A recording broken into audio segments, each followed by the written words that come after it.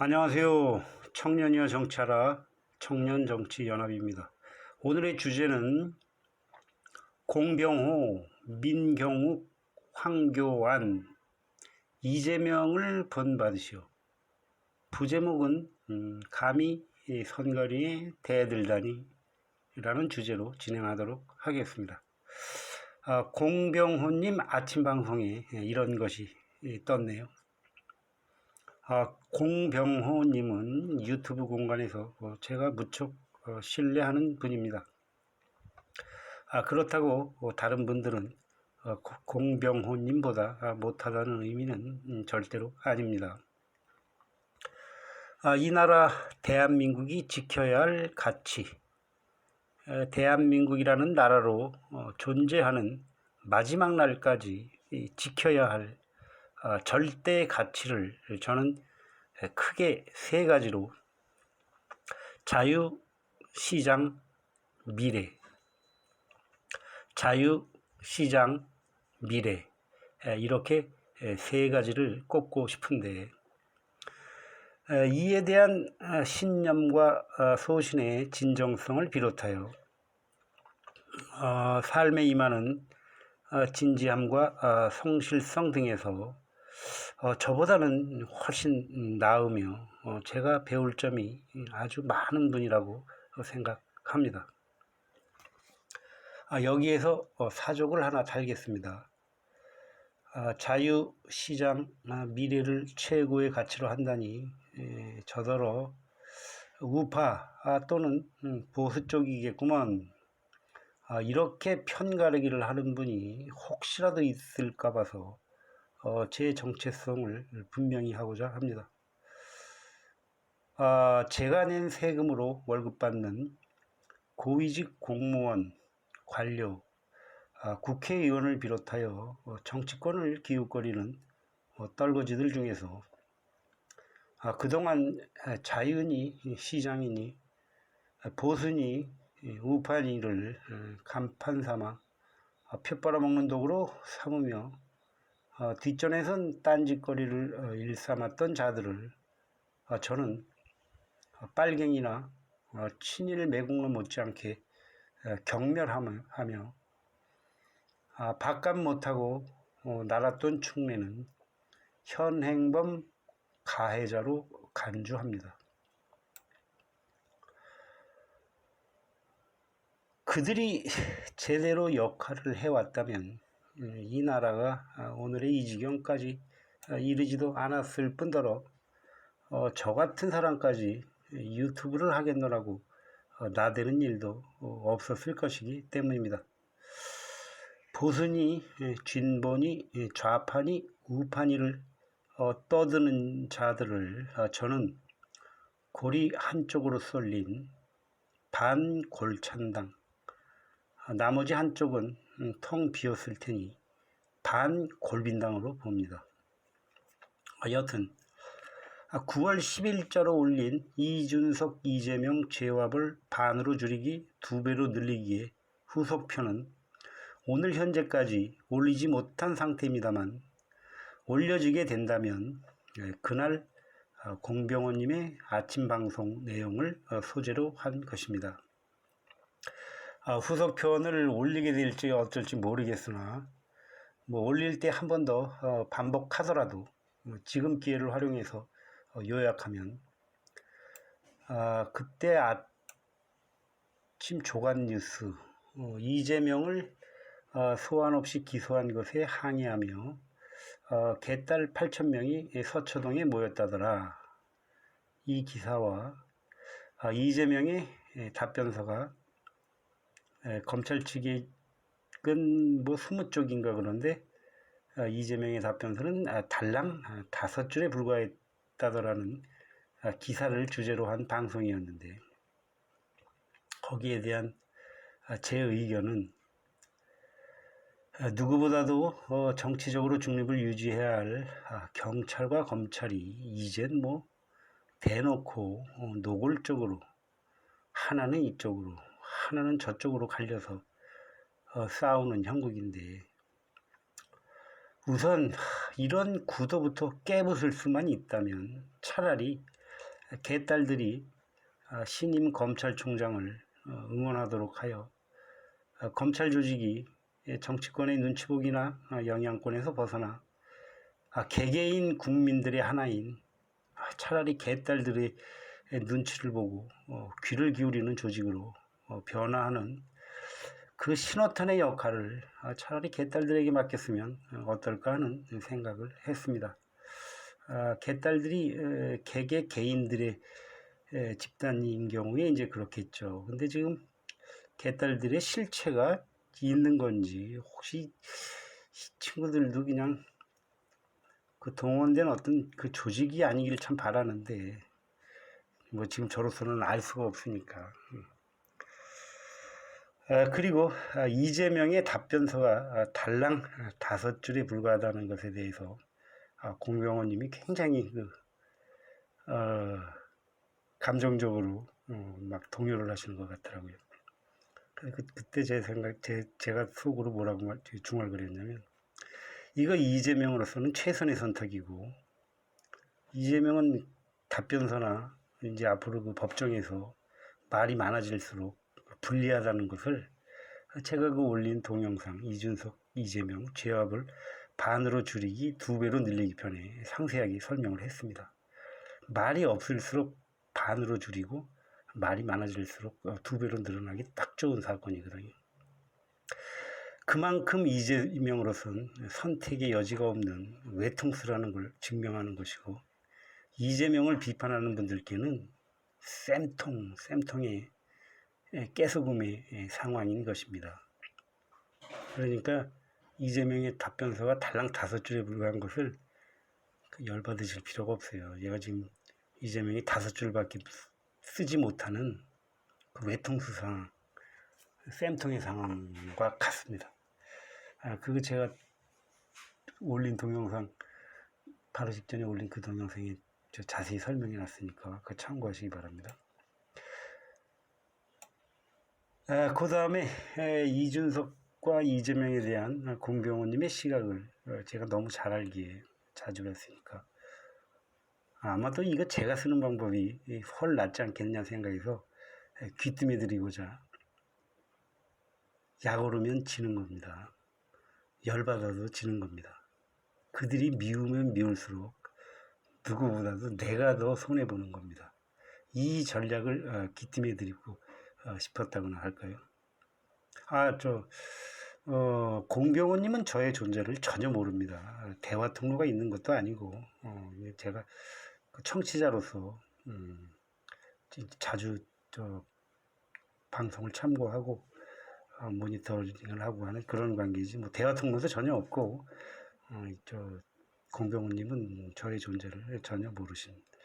아마 뭐 이 방송 듣지도 않으실 테고, 혹시 들으면 저 사람이 생뚱맞게 왜 내 이름을 들먹일까 할지도 모르겠네요. 혹시 그러시다면 제가 사과와 양해의 말씀을 드려야겠죠.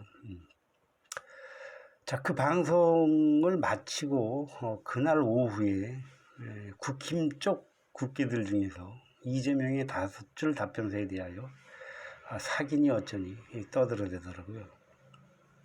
이거는 한동훈 청문회 때 한동훈에게 핸드폰 비번을 까라고 요구한 것과 똑같은 비중으로 정치인이나 공무원은 절대로 해서는 안 될 말입니다. 형사상 불리한 진술은 강요당하지 않는다는 헌법상의 권리를 침해하는 아주 위험한 발언이기 때문입니다. 한동훈에게 핸드폰 비번을 까라고 요구하는 것이나 이재명의 5줄짜리 답변서에 대해서 왈가왈부하는 것은 일반 개개인 국민은 할 수 있죠. 국민은 할 수 있는데, 세금으로 월급 받는 공무원들은 헌법을 준수하는 게 기본적인 자기 기본적인 의무인데, 이렇게 헌법 권리를 침해하는 발언을 너무들 이렇게 함부로들 많이 하고 있습니다. 이것은 이재명이 됐든 한동훈이 됐든 보호받아야 될 사항입니다.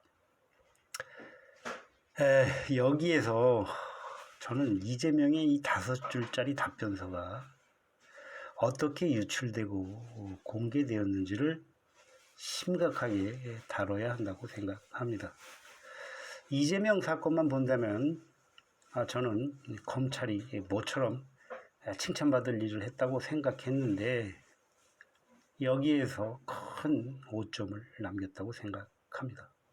이것은 검찰이 가진 고질적 적폐 중의 하나인 피의사실 공표죄, 수사기밀, 유출 누설, 검언 유착 등 이 수사상에 얻은 정보를 악용해서 공작정치의 하수인 노릇을 하거나 정치권에 영향력을 끼치며 흥정의 대상으로 삼는 등 아주 악질적인 적폐 중의 하나입니다. 지난번 한동훈의 독단적 검찰 인사가 혹시라도 이 관련자에게도 어떤 영향을 끼친 것은 아닌지도 살펴볼 필요가 있다고 생각합니다. 공병호님을 비롯하여 4.15 부정선거를 규탄하는 데 앞장서 오신 분들, 또한 뒷전에서 응원해 주신 많은 분들께 국민의 한 사람으로서 감사와 경의, 그리고 진한 동료애를 올립니다. 그럼에도 불구하고 안타깝게도 부정선거 문제는 쉽게 해결되지 않으리라고 봅니다. 그 이유를 지난번 민경욱님의 그 상고심 최후 변론을 소재로 한 5월 25일자 박근혜와 태극기 4.15 부정선거 동영상에서 잠깐 다루긴 했지만 부정선거 문제가 하나의 독립된 개별 사건이 아니기 때문입니다.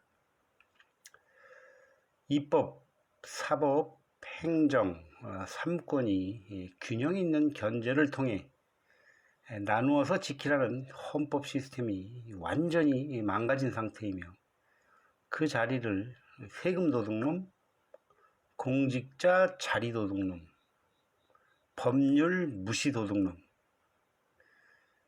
세금 도둑놈, 공직자 자리 도둑놈, 법률 무시 도둑놈, 이렇게 3권이 서로 힘을 합쳐서 나라를 빨아먹고 거덜내는 구조가 이미 꽤 단단하게 자리를 잡았기 때문입니다.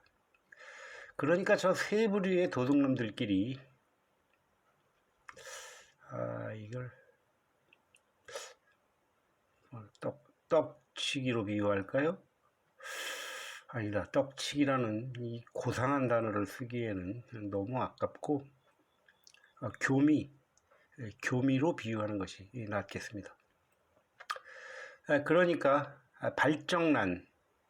발정 중독 상태인 저 세 부류의 도둑놈들이 서로 상간 교미로 인한 사생화의 그 결과물이 부정선거이므로 부정선거 문제를 해결해도 또 다른 사생활을 계속 양산하는 구조라는 것으로 비유를 하겠습니다. 이게 어느 한쪽만 해결한다고 될 일도 아니고 어느 한쪽에서 벗어나겠노라고 애를 쓴다고 해결될 사항도 아니며 결국은 교미 현장을 덮쳐서 발정 중독이라는 원인 요소까지 동시에 일거에 제거하는 방법을 찾아야 한다고 생각합니다. 제가 드리는 설명이 이게 좀 어려울 게 제가 말씀을 드리는 건지 모르겠네.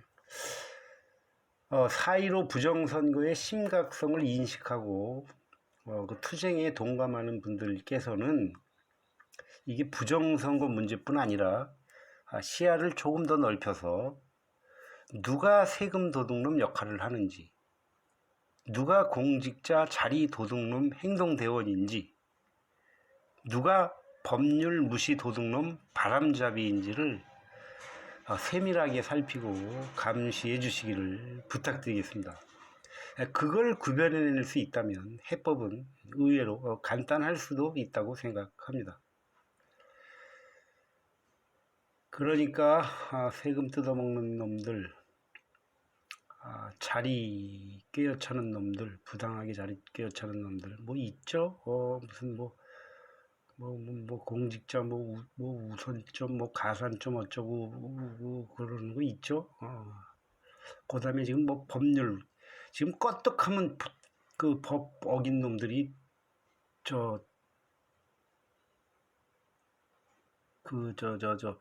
소환하라고 그러면 무슨 정치 공세는 있다고 개소리들 하는 놈들. 그런 자들이 헌법으로부터 어떤 방향으로 얼마나 벗어났는지 그 크기를 발정 중독 지수라고나 할까? 그것을 헌법 정신의 원래 위치로 복구하는 것이 완전한 해결책이라고 확신합니다. 그러면 다시 공병호님의 아침 방송을 교재로 하여 풀어보도록 하겠습니다. 선관위의 턱도 없는 고발에 대하여 경찰, 검찰에서 무혐의 불기소로 결론한 사건을 선관위가 승복하지 않고 고등법원에 재정 신청을 했다는 것인데 이것은 공병호님이나 세 분이 절대로 열받은 일이나 겁내실 일이 아닙니다. 선관위는 재정 신청을 하는 것이 맞다고 생각합니다. 왜냐하면 무리한 고발로 무혐의가 난 경우 이것은 선관위 담당자의 무능이므로 그 책임을 물어야 하기 때문입니다. 지난번에 공병호님 방송에서 같은 내용으로 법원에서 무죄 판결 받은 사례를 제가 본 것 같은데 여튼 선관이든 검찰이든 고발이나 기소한 사건이 무죄 판결이 나면 담당 직원과 부서는 반드시 책임을 지는 시스템이 작동하고 있는지 집중 추궁하는 역공수단으로 활용하시기 바랍니다. 고등법원의 재정 신청은 전혀 두려워하실 일이 아닌 게 뭐냐면 제가 고등법원에 재정 신청을 4번인가 5번 했고 모두 기각되어서 그 중에서 3건인가 4건을 헌법 소원을 했던 경험으로 볼 때 재정 신청은 제도 자체가 그 기능을 못한다고 생각합니다. 이게 인용률이 0.5%인가 1% 미만일 겁니다 아마. 그래서 이게 기소해서 법원에서 무죄가 나오는 비율보다 월등 적은 것으로 알고 있습니다. 사건을 90일 내에 처리하기로 되어 있고 거의 90일 채워서 하루 이틀 상관으로 90일 넘어서 나오는 경우도 있습니다. 딱 90일을 맞춰서 채워서 결과가 나오던데 제가 한 10여 페이지의 그 이유서를 내도 결정 이유는 달랑 원론적인 한두 줄이 전부였습니다. 재정 신청 판결문과 비교하면 이재명의 5줄 답변서는 이거 양반이라고 해야 할 정도로 말입니다. 그 4건이 다 그렇길래 서로 다 다른 사건이었었는데 때와 법원도 다 다른데 그래서 제가 불경스럽게도 혹시 이 사람들 서류 보지도 않고 그냥 덮어두고 있다가 날짜 맞춰서 그냥 형식적으로 처리하는 것이 아닌가 하는 그런 의심까지 들었습니다.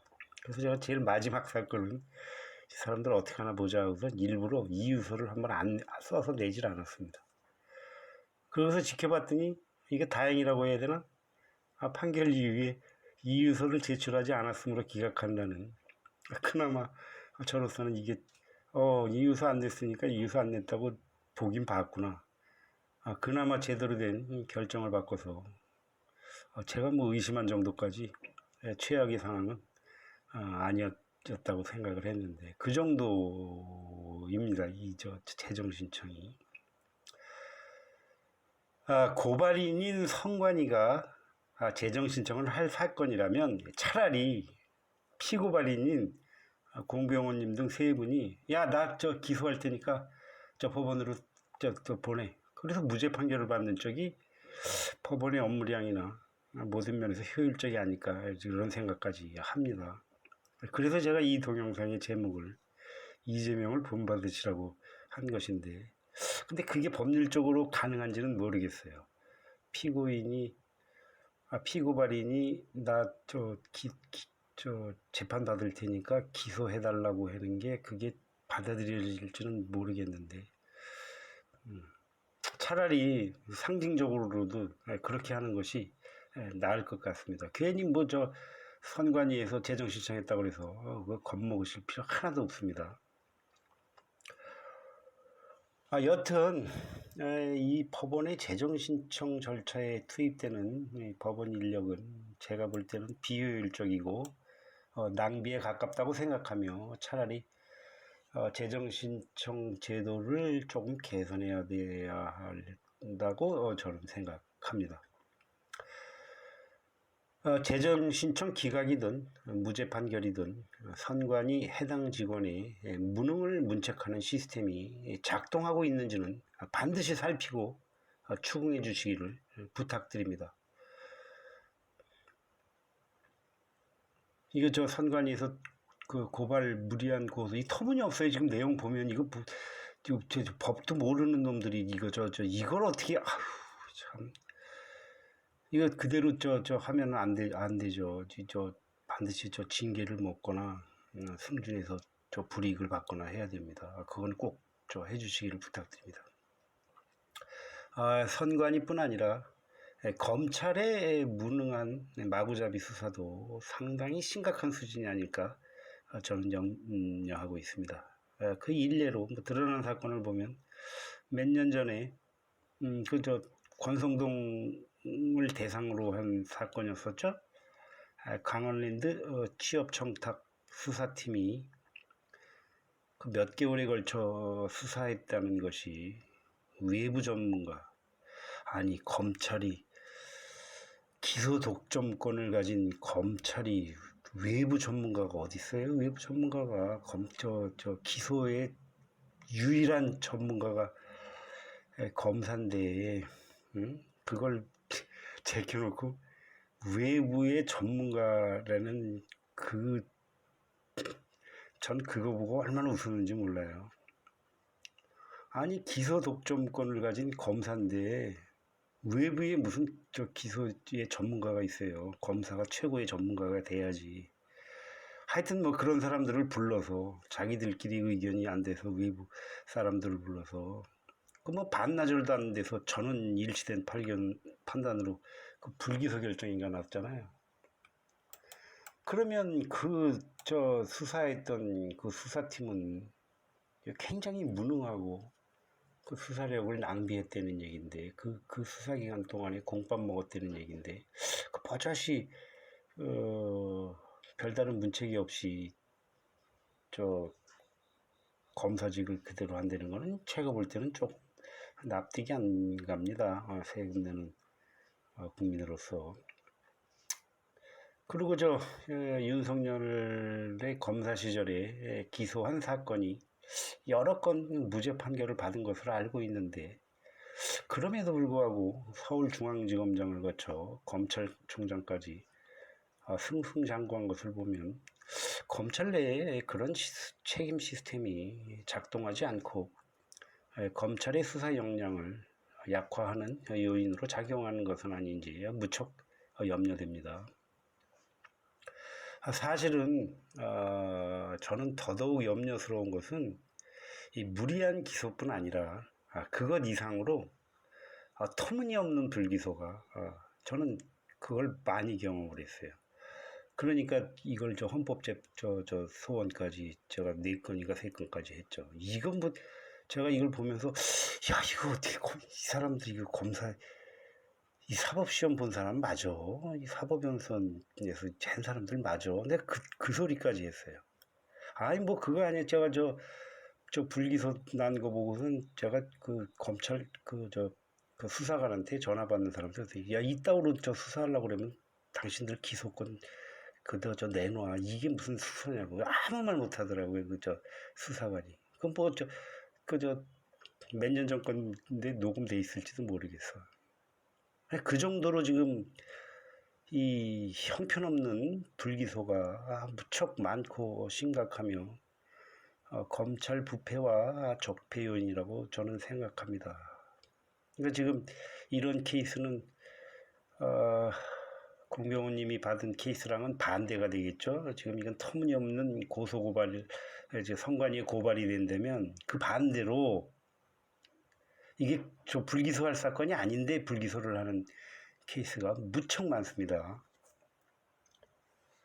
이 검사 본연의 업무와 기능이 헌법상 검사의 본연의 업무가 수사와 기소인데 그것을 제껴두고 엉뚱한 쪽에 불기소 쪽에 참 엉뚱한 쪽에 검찰력이 낭비되는 것도 뭐 그것뿐인가요?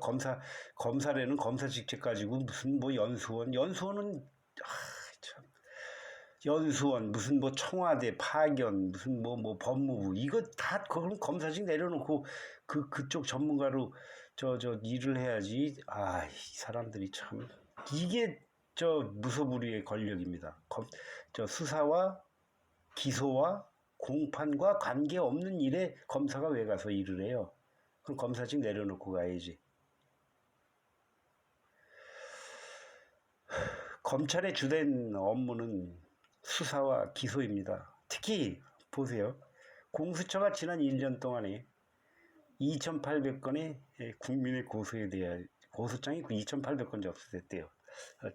저도 한 건 접수했는데 달랑 한 건 기소라는 이 심각한 이게 교미와 발정 상태가 아니고 뭐예요?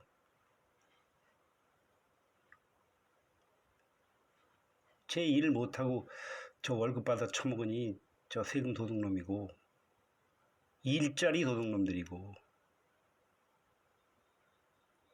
법 어긴 공직자들 제대로 수사 안 하니까